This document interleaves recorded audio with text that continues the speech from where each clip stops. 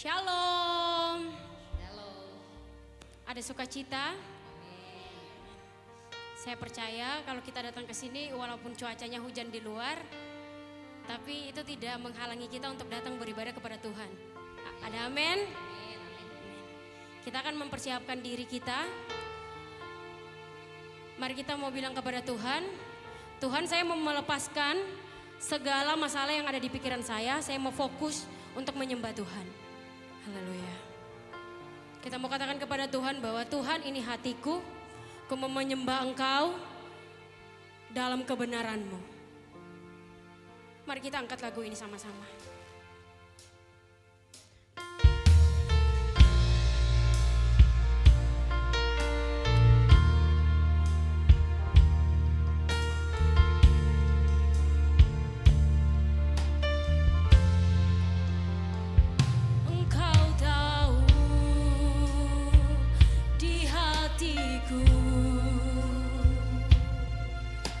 Ada sejuta rindu untuk selalu bersamamu, Yesusku. Izinkan ku menyenangkan hatimu lewat nyanyian hatiku.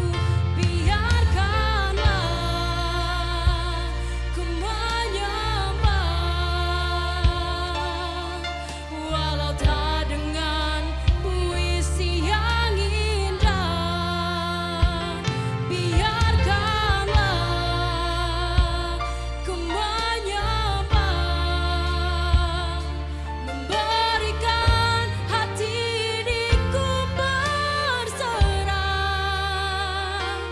dengan penuh kasih sayang. Biarkan Tuhan aku menyembah. Bapak Ibu jemaat dipersilakan berdiri.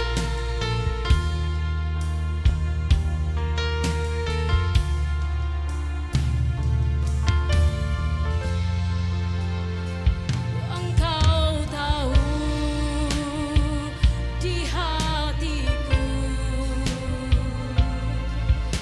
ada sejuta rindu untuk selalu bersamamu, Yesusku.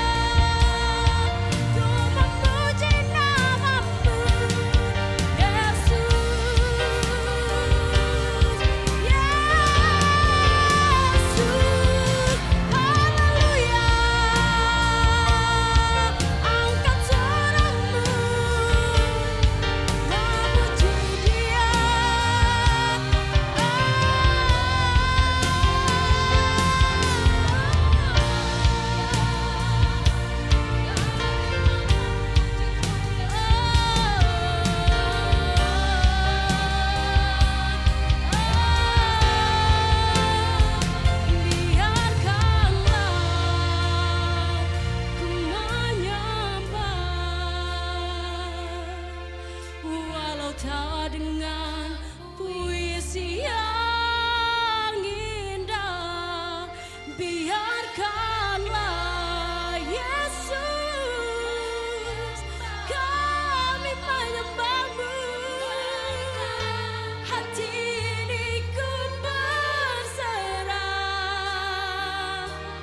dengan penuh kasih sayang. Biarkan Tuhan aku menyembah, biarkanlah ku menyembah, walau tak dengan puisi yang indah.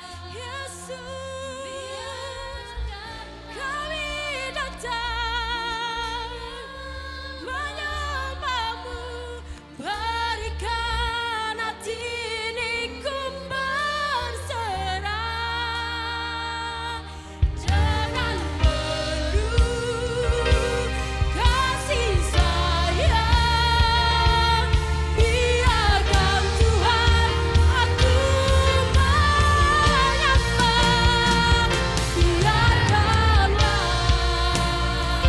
ku menyembah, walau tak dengan puisi yang indah. Biarkanlah kami menyembah-Mu. Hati ini ku berserah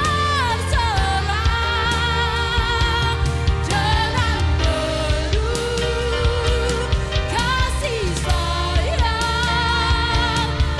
Biarkan Tuhan aku menyembah dengan penuh kasih sayang. Biarkan Tuhan aku menyembah dengan penuh kasih sayang. Biarkan Tuhan aku menyembah.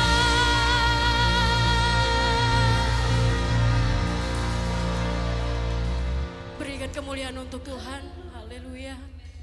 Terima kasih Tuhan Yesus, Engkau menjaga kami dari seminggu lamanya Tuhan. Sampai kami datang ke sini, kami mau beribadah kepadamu. Kami percaya bahwa apa yang kami naikkan di sini berbau harum di hadapan-Mu. Tuhan, ini kami siap untuk memuji dan memuliakan nama-Mu. Sertai ibadah kami dari awal, pertengahan hingga akhir. Mau jadi dalam satu nama, yaitu Yesus Kristus. Amin. Ada sukacita? Amin. Haleluya. Saya percaya bahwa Tuhan menyertai kita. Kita mau bilang bahwa Tuhan adalah satu sobat kita.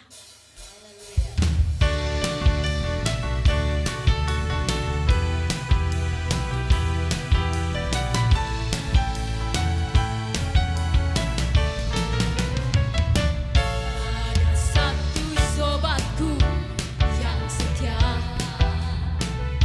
tak pernah dia tinggalkan diriku.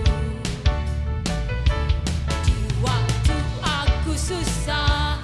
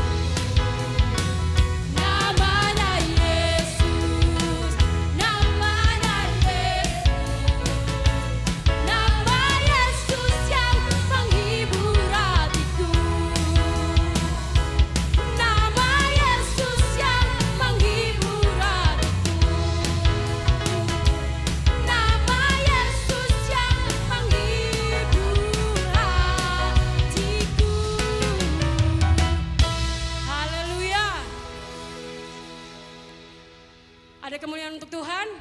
Amin. Kita mau katakan bahwa kita bakal terbang bersama Tuhan. Haleluya.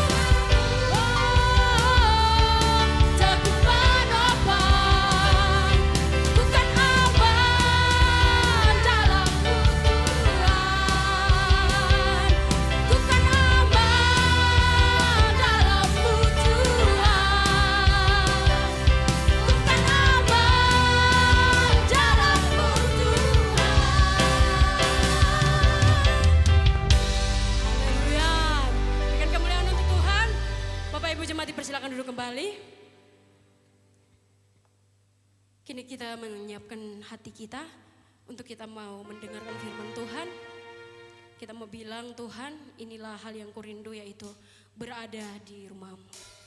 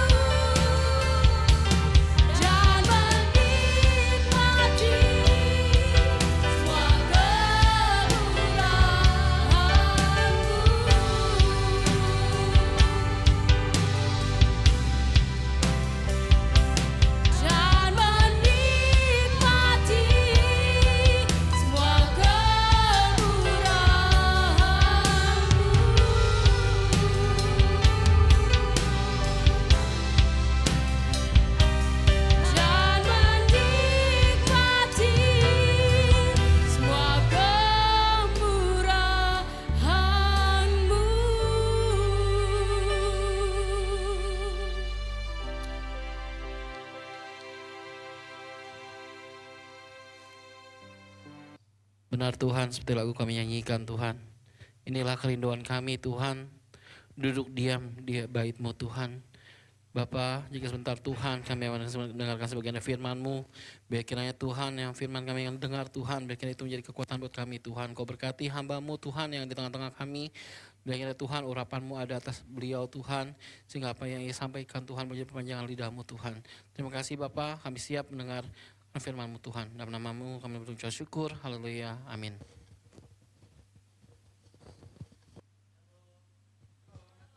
Kita beri kemuliaan buat Tuhan Yesus. Juga kita beri kemuliaan buat tim Praise and Worship yang luar biasa. Ya, saya suka dengar begini. Katanya kalau nama itu adalah doa. Sehingga kalau namanya itu bagus, diharapkan supaya kehidupan orang itu adalah baik gitu ya. Tapi menurut saya nama ya nama. Nama ya nama. Bagaimana kita baik atau tidak baik di depan kita itu bukan karena nama. Tapi bergantung dari kita dan iman kita. Itu. Jadi menurut saya nama itu cuma untuk panggilan. Panggilan aja. Kalau misalnya saya Ricky, terus istri saya namanya Ricky, kalau dipanggil pasti dua-duanya nengok. Cuman itu aja sebenarnya nama. Jadi biarlah kita mau mengerti bahwa kalau ada yang ngomong, menurut saya nama adalah doa, itu perlu dipikir dua kali. Karena ada juga yang namanya bagus tapi akhirnya hidupnya nggak bagus. Dan ada yang namanya jelek tapi hidupnya bagus. Jadi baik tidak baik di depan kita itu bukan karena sesuatu yang di luar dari diri kita. Tapi bagaimana kita bertanggung jawab atas hidup kita yang dikaruniakan kepada kita. Oleh sebab itu saya mau beri judul tema saya ini agak ini ya. Agak lucu juga gitu. Karena setiap saya kalau ditanya, saya harus ada jawaban begitu. Nah waktu Foni tanya, temanya apa? Aduh, apa bingung. No name aja saya. Ya, nggak ada nama. Kenapa saya kasih nama no name? Kebanyakan sekalipun kalau saya lihat ya di list-list persembahan ataupun sumbangan, no name. Tapi mereka tetap minta tahu, minta dipuji gitu. Jadi ini benar-benar no name, nggak ada nama gitu. Tapi biarlah pada pagi hari ini, siang hari ini kita mau belajar apa sih sebenarnya no name yang diajarkan Alkitab. Next. Ya. Kebanyakan orang mencari nama, saudara. Untuk apa sih mencari nama? Cuman kebanggaan aja sebenarnya. Kebanggaan. Setelah kebanggaan itu buat apa? Buat apa itu kebanggaan itu? Di dunia ini ada satu nama yang sangat luar biasa, namanya adalah Salomo. Raja Salomo. Firman Tuhan mengatakan begini, bahwa sebelum Raja Salomo tidak ada yang seperti dia. Dan sesudah Raja Salomo tidak ada yang seperti dia. Bahkan dia punya namanya tersebar ke seluruh dunia. Sampai banyak yang datang kepada Salomo. Bahkan memberikan penghargaan, harta benda kepada Raja Salomo. Tapi apa yang ditulis sama Raja Salomo dalam pengkhotbah? Semuanya sia-sia. Artinya, kalau kita mencari nama untuk kebanggaan saja, itu adalah pekerjaan yang mubazir. Tidak ada gunanya sebenarnya. Karena apa? Siapa yang bisa seperti Salomo di dalam dunia ini? Enggak ada. Tapi dia katakan semuanya sia-sia. Kepuasan. Orang mencari nama biar puas. Bapak Ibu, manusia tuh pada dasarnya nggak ada puasnya. Karena apa? Manusia itu sudah dikurung dengan keinginan. Ingin ini, ingin itu. Kayak lagu Doraemon ya. Ingin ini, ingin begini, ingin begitu. Banyak keinginan, mana kita bisa memenuhi semua keinginan kita. Kadang-kadang tuh mencari nama cuman bagaimana sih kita memenuhi keinginan kita?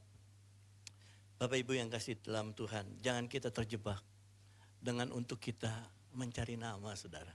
Sekalipun mungkin ada enaknya juga, ada nikmatnya juga.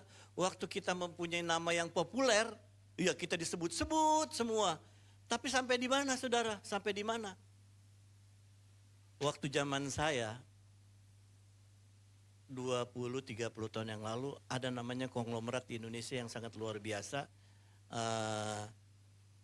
Di Lampung, dia itu urusannya dengan rempah palawija. Jago bener dia. Bapak Ibu pernah kenal namanya Sam'an? Sudah gak dikenal lagi.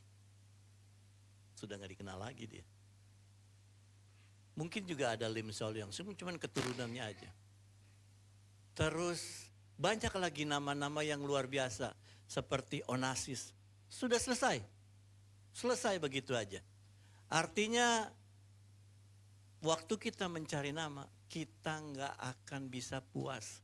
Karena di dalam diri manusia itu penuh dengan keinginan-keinginan.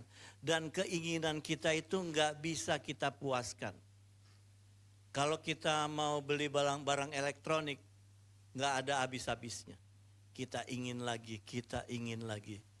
Belum lagi kalau kita ingin punya sepeda, kita nggak puas, pengen punya motor.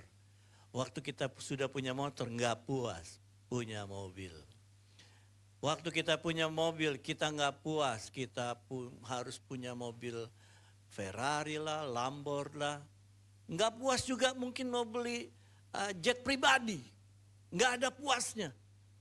Jadi mencari nama, kalau kita hanya untuk mencari kepuasan, kita akan terjebak di dalam situasi yang melelahkan hati pikiran kita. Terus waktu kita mencari nama supaya kita diterima, kalau kita merasa ingin diterima sama orang lain, kita sedang adalah orang yang paling bodoh sekali, saudara. Sebenarnya waktu kita diterima atau tidak diterima di tengah komunitas kita itu bergantung kita menerima nggak diri kita.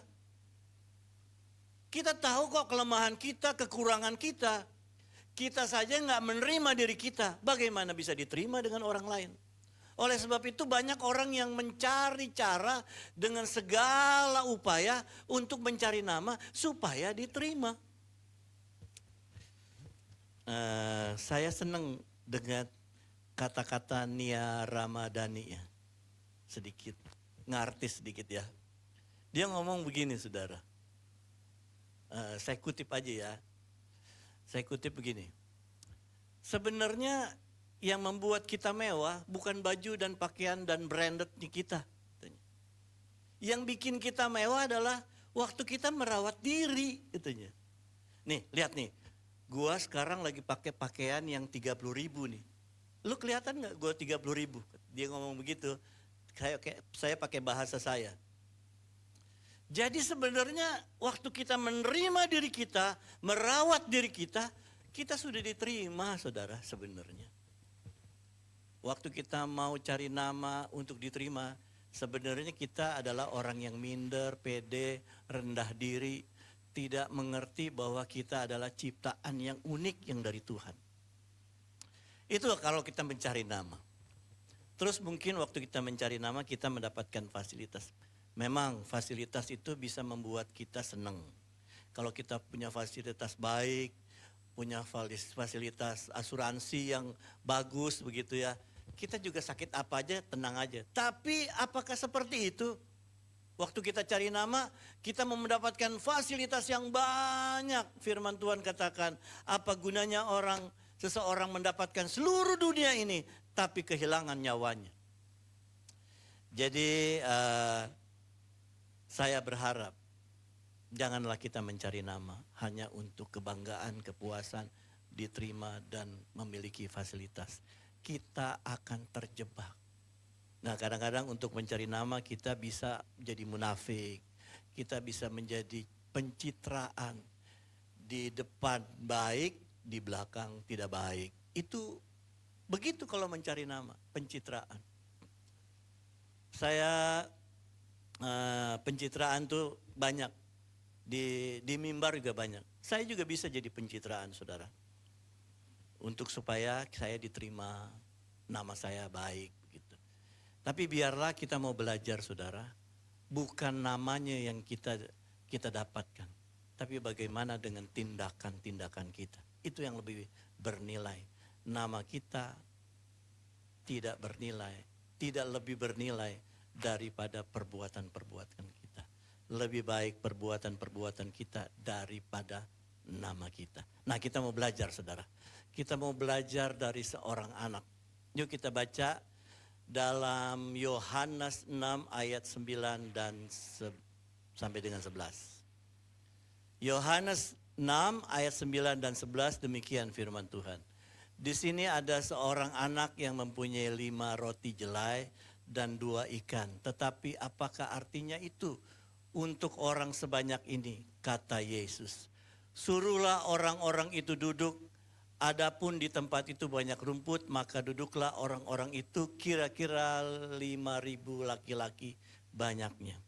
Lalu Yesus mengambil roti itu, mengucap syukur dan membagi-bagikannya kepada mereka yang duduk di situ. Demikian juga dibuatnya dengan ikan-ikan itu sebanyak yang mereka kehendaki. Kalau kita menelusuri cerita ini dalam satu perikop, ini menceritakan bagaimana Tuhan Yesus memberikan makan dengan 2 ikan dan 5 roti kepada 5.000 orang.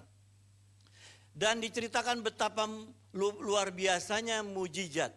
Dan banyak hamba-hamba Tuhan pun mengupas, menguraikan, mengilustrasikan, menghiperbolakan mungkin ya.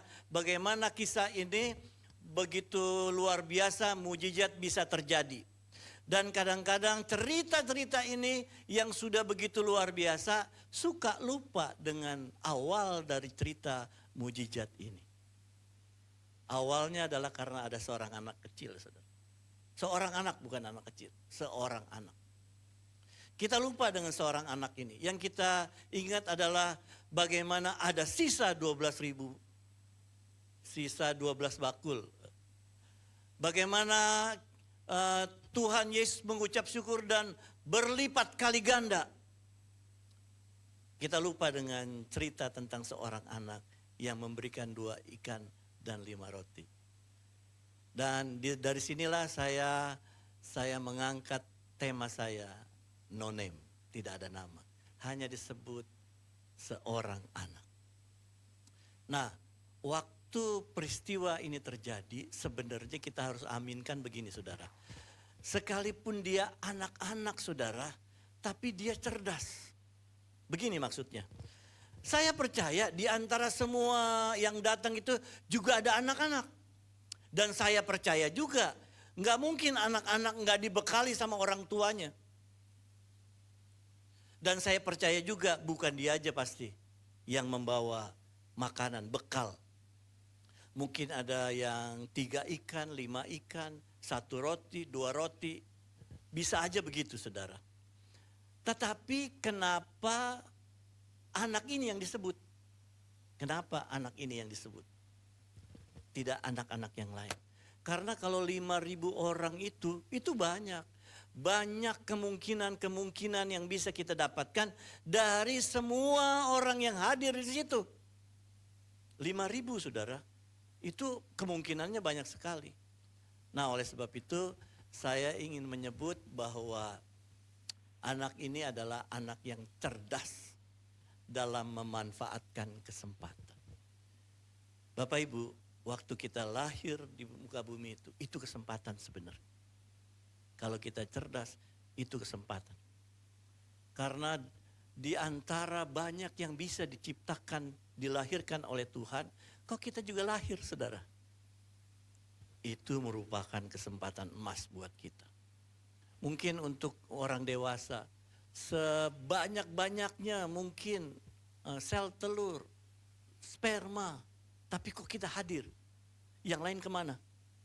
Itu kalau kita mempergunakan kesempatan dalam waktu kita kesempitan kah, waktu dalam kesusahan, waktu kita dalam tantangan, tapi kita gunakan sepenuhnya kesempatan itu, kita sedang cerdas mempergunakan kesempatan. Kalau Bapak Ibu bisa hadir di tempat ini, kita juga sedang cerdas memanfaatkan waktu kita bersama dengan Tuhan. Kalau Bapak Ibu hadir di tengah-tengah ibadah tempat lain, ataupun ada KKR tempat lain, ataupun ada di gereja manapun, saudara Bapak Ibu bisa mendengar firman Tuhan, itu merupakan kesempatan yang emas. Kesempatan emas buat kita semua. Karena enggak sembarangan orang bisa mendengarkan firman Tuhan. Waktu hari Kamis MKS Malam Kesaksian dan Sabda di perniagaan, ada seorang bapak cerita bahwa papanya lagi diinjili, dengar firman Tuhan, bagaimana Tuhan Yesus menyelamatkan, sedikit tertarik. Oke lah, saya mau ke gereja. Diantar sama-sama ke gereja, sampai depan perniagaan dia mau pulang. Berkeras mau pulang. Pokoknya saya nggak mau masuk gereja. Padahal sudah tertarik. Jadi Bapak Ibu, untuk bisa hadir di dalam gereja, untuk bisa kita bebas mendengarkan firman Tuhan, itu nggak gampang. Itu perlu kasih karunia dan anugerah. Dan puji Tuhan, sebelum hari Kamis itu saya sudah datang. Dan dia benar-benar, dia pakai bahasa Mandarin, saya cuma bahasa Indonesia, gerak-gerakan. Tapi dia sungguh mau benar untuk hidup di dalam Tuhan. Jadi saya berpikir dia waktu itu menyepelekan anugerah, tapi sekarang dia terima anugerah keselamatan itu. Dan saya doa buat dia, dan Bapak itu bersaksi, sekarang papanya memang benar-benar percaya sama Tuhan Yesus. Jadi saudara, kalau ada kesempatan di dalam hidup kita ini, berhadapan muka dengan firman, berhadapan muka dengan Tuhan, itu anugerah yang gak bisa kita dapatkan. Dengan kekuatan, kemauan, keinginan kita, gak bisa. Itu cuman gerakan Tuhan. Dan kita mau belajar dari anak kecil ini gak punya nama. Tapi dia cerdas memanfaatkan kesempatan. Nah, bagaimana kita mau cerdas mempergunakan kesempatan yang ada ini?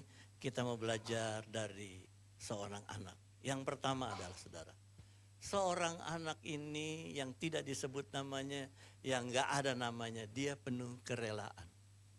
Lalu Yesus mengambil roti itu, mengucap syukur dan membagi-bagikan kepada mereka yang duduk di situ. Demikian juga dibuatnya dengan ikan-ikan itu sebanyak yang mereka kendaki. Artinya begini Bapak Ibu, waktu Tuhan Yesus ambil itu 2 ikan 5 roti, dia gak sisain itu buat dia. Sebenarnya kan jatah dia. Dia kan belum tahu akan ada mujizat berlipatan ganda. Dia gak tahu. Dia cuma serahin aja. Dia belum pernah diceritain tentang ada perlipatan ganda. Belum pernah diceritain. Jadi gak ada motivasi yang dia serahkan itu karena ada nanti dikembalikan lagi. Gak ada. Belum ada cerita. Karena belum ada Alkitab di sana saat itu. Belum ada perjanjian baru. Jadi Tuhan Yesus ambil dan dia serahkan semuanya. Hidup ini sebenarnya saudara adalah tentang berbagi. Hidup ini tentang berbagi. Karena kalau hidup ini tentang menerima saudara, kita akan sulit. Kita akan terjebak di mana kita akan terikat dengan yang namanya materi. Kita akan terikat saudara. Dan bahaya kalau orang terikat dengan materi. Bukan kita nggak perlu dengan materi, kita ke pasar perlu uang, kita sekolah perlu uang, kita kemana-mana perlu uang, ongkos perlu uang. Tapi biar kita jangan terjebak dengan yang namanya materi yang mengikat kita. Karena waktu materi itu mengikat kita, kita akan celaka. Contoh nih, contoh. Satu saat ada satu kapal, perahu. Perahu itu ditumpangi oleh sekitar mungkin 10 atau 5 orang. Dan kebenaran yang jatuh itu adalah orang yang kaya, saudara. Jatuh dia. Waktu dia jatuh ditolong dong sama yang lain. Ulurkan tanganmu. Mana tanganmu? Nggak dikasih, saudara. Terus ulurkan tanganmu. Mana tanganmu? Nggak dikasih. Jadi dia udah kelagapan gitu. Akhirnya yang menolong pinter. Ambil tanganku katanya. Dia ambil, saudara. Ketolong dia. Jadi saking perlunya dia ya akan keinginan-keinginan. Jadi Bapak Ibu yang dikasih Tuhan, kadang-kadang yang membuat kita terjebak di dalam ketidakrelaan itu adalah materi, saudara. Saya belum sepenuhnya begitu. Tapi saya sudah merasakan bagaimana waktu kita rela tulus berbagi kepada siapa aja. Bukan soal tentang uang, saudara. Ya tenaga, pikiran. Istri saya suka marah kalau saya jemput pendeta-pendeta sampai malam, sampai jam 2 malam. Pak, ingat kesehatan. Benar, istri saya ingat kesehatan. Tapi hati nurani saya nggak bisa meninggalkan pendeta-pendeta yang dari luar kota untuk doa puasa, untuk acara rapat gitu, saya tinggalin nggak. Apalagi kalau ibu-ibu, pendeta-pendetanya ibu-ibu tengah malam naik bus. Saya nggak berani tinggalin. Capek nggak apa-apa. Terus jam 5 saya harus bangun lagi. Nggak peduli saya. Akan saya bantu gitu. Jadi ada hati yang rasanya terobek gitu. Kalau saya nggak bantu dia gitu. Jadi saya belum seperti anak kecil itu. Tapi setidak-tidaknya saudara, bahwa kita mau peduli sama orang lain. Mau berbagi kepada orang lain. Dan itu nggak gampang. Berbagi tenaga, berbagi pikiran, berbagi keringat saudara. Berbagi kerepotan gitu. Sebenarnya itulah hidup. Dan itu sudah dilakukan oleh anak kecil ini yang gak punya nama. Dengan penuh kerelaan. Semuanya. Bisa aja saudara, dia dimarahin sama orang tuanya. Kalau ada orang tuanya di situ, orang Yahudi itu dulu waktu saya masih anak-anak muda saudara. Kalau ketemu orang pelit itu selama Yahudi dia. Biasa begitu teman-teman saya waktu masih kecil. Artinya gak mungkin ngasih. Gak mungkin ngasih. Kalaupun ngasih resikonya bisa dimarahin sama orang tuanya.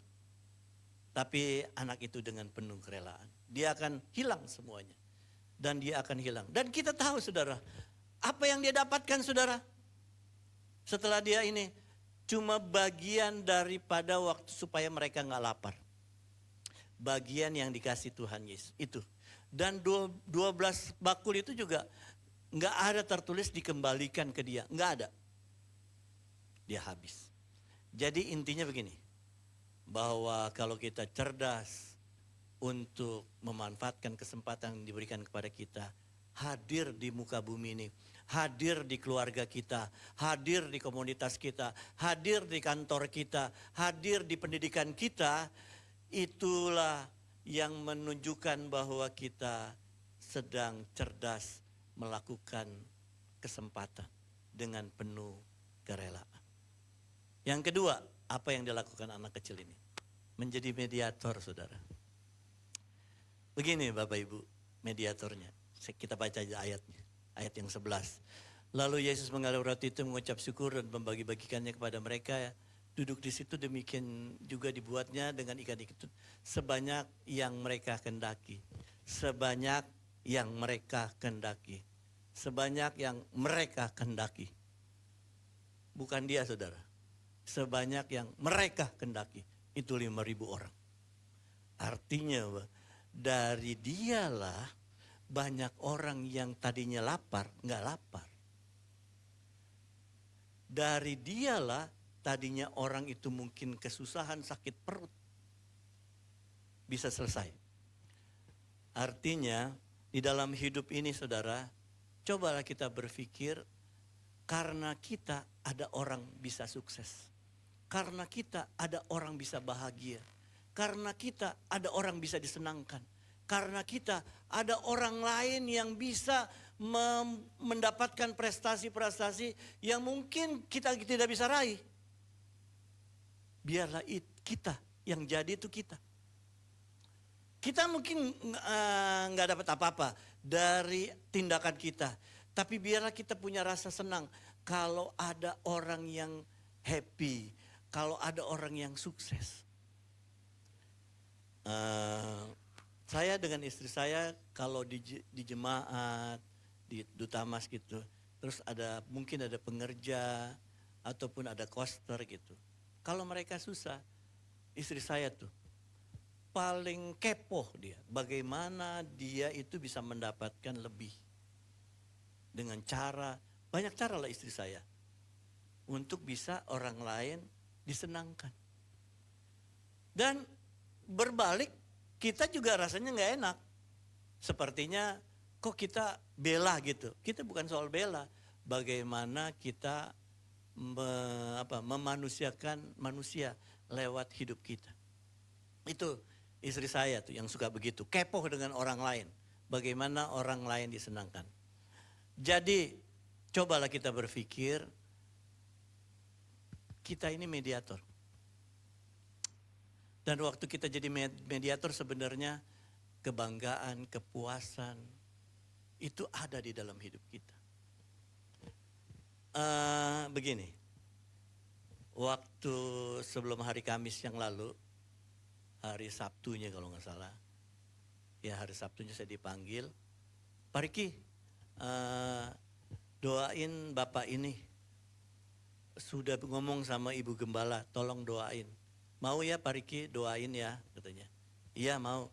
Soalnya dulu Pak Riki doain, tadi istrinya mau mati, hidup lagi katanya.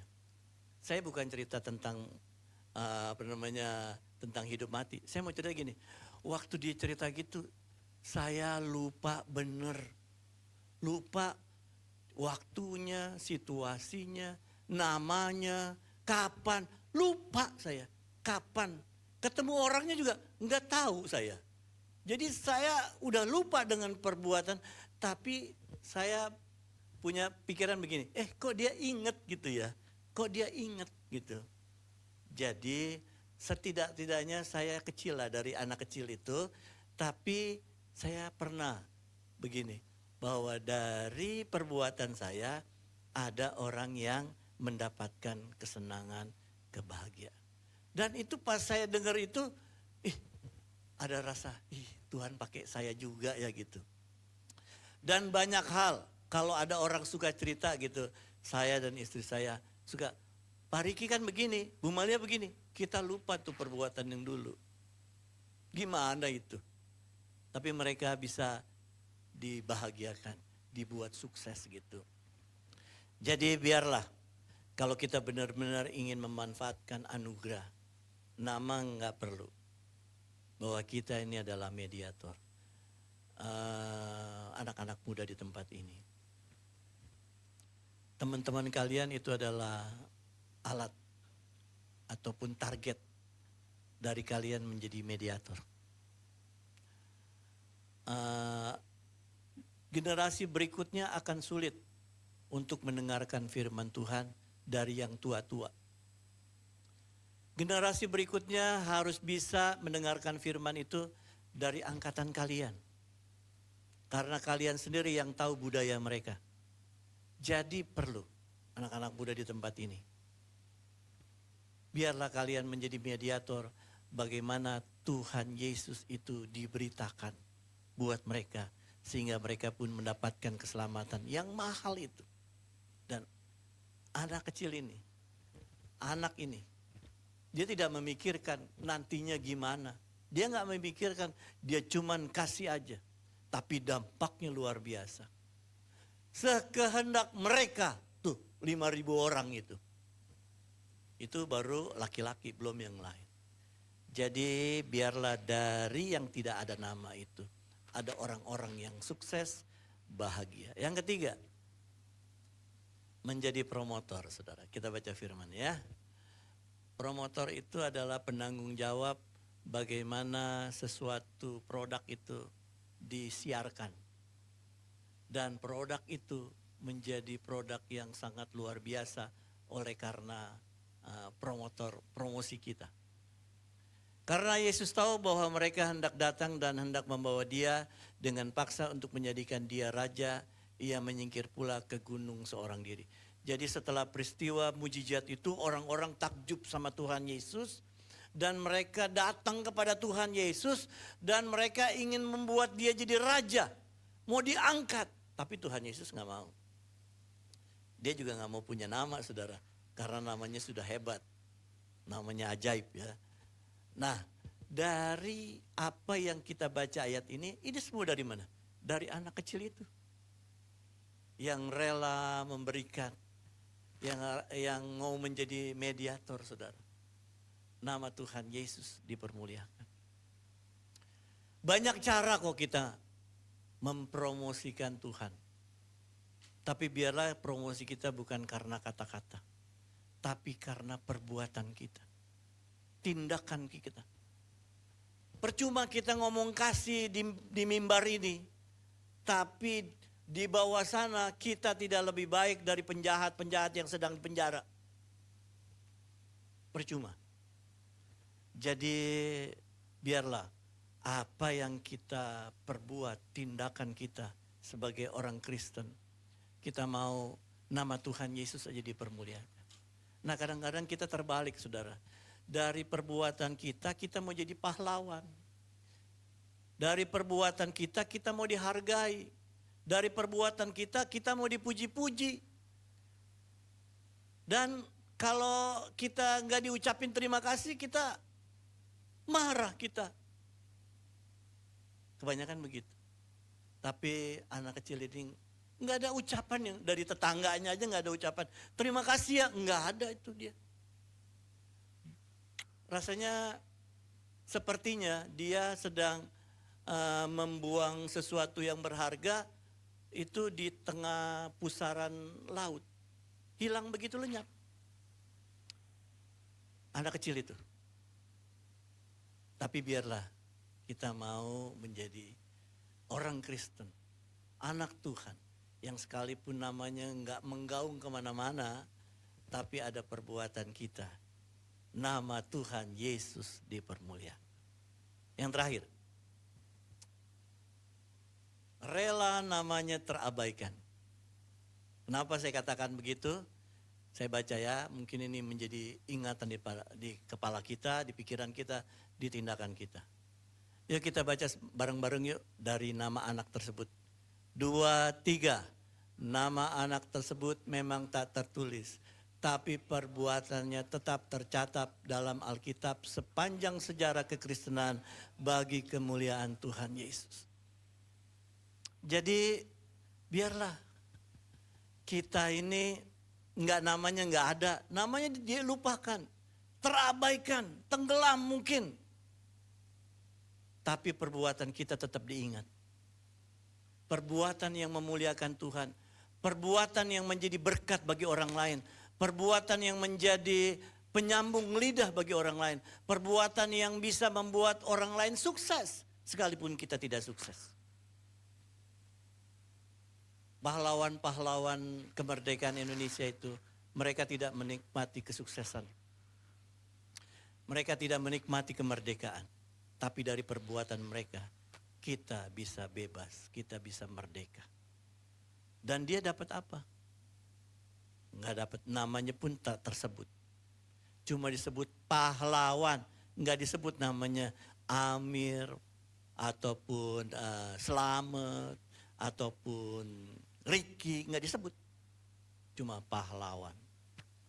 Jadi Bapak Ibu yang dikasih Tuhan Yesus, biarlah sekalipun nama kita nggak ada, tapi ada perbuatan-perbuatan sebagaimana anak kecil ini.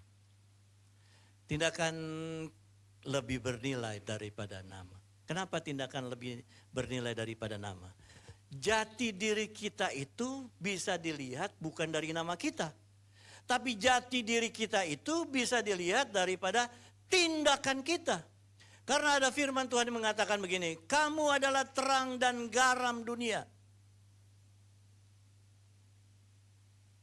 Tindakannya, tindakan sebagai terang, tindakan sebagai garam, bukan namanya. Oleh sebab itu biarlah siang hari ini, mungkin perbuatan-perbuatan kita yang melelahkan kita, yang menjadi tantangan kita nggak dianggap. Nggak apa-apa saudara, sudah pernah terjadi 2000 tahun yang lalu terhadap anak itu. Tapi perbuatannya sampai sekarang diceritakan. Di gereja manapun nggak diceritakan tentang anak yang membawa 2 ikan dan 5 roti.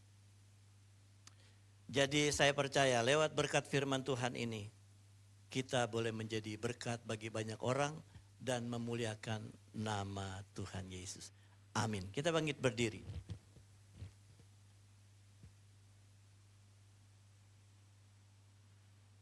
Terima kasih multimedia yang sudah luar biasa. Kita berdoa ya.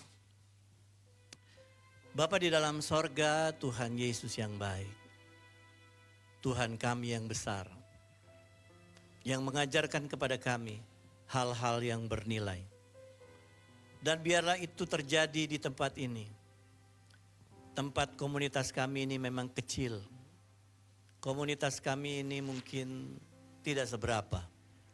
Tapi biarlah ada perbuatan-perbuatan kami yang menjadikan orang lain bahagia. Perbuatan-perbuatan kami yang menjadi orang lain sukses. Perbuatan-perbuatan kami menjadikan orang disenangkan. Dan nama Tuhan Yesus saja dipermuliakan. Sehingga kami boleh menjadi orang yang berkenan di hadapan-Mu. Menjadi alat kemuliaan-Mu Tuhan. Dipakai terus dalam keadaan apapun. Dan kami percaya Tuhan kami yang besar itu tetap ada bersama-sama dengan kami. Dalam keadaan apapun kami percaya hanya kehendak dan rencana-Mu yang terbaik itu terjadi. Di hidup kami, di keluarga kami, di pekerjaan kami, dan di komunitas tempat ini. Terima kasih Tuhan Yesus. Berkati anak-anak-Mu yang sudah setia mendengarkan firman-Mu. Biarlah kuat kuasa firman-Mu itu hidup di dalam kehidupan mereka. Sehingga mereka boleh menyenangkan nama-Mu saja Tuhan Yesus. Kami bersyukur berdoa dalam nama Yesus. Amin. Kita mengucapkan terima kasih Bapak Ibu, dipersilakan duduk. Terima kasih kepada Bapak Gembala Riki Watulingas yang sudah memberitakan firman Tuhan. Baiklah apa yang dia sampaikan itu menjadi pedoman dalam kehidupan kita sehari-hari. Dan kami juga berdoa semoga Tuhan memberkati Bapak, Ibu beserta keluarga besar. Pengumuman minggu depan kita kebaktian seperti biasa di tempat ini. Untuk pembicaranya Ibu Evangelis Roida Sida Butar. Kita masih ada dalam doa puasa. Tanggal 8 kita sama-sama berdoa untuk bangku-bangku kosong di tempat ini. Berdoa buat jiwa-jiwa di apartemen ini. Kita juga berdoa bagi Bapak Gembala dan Ibu supaya selalu diberikan kekuatan. Kita juga berdoa bagi negara. Bapak Ibu dipersilakan berdiri, kita akan mengakhiri ibadah kita.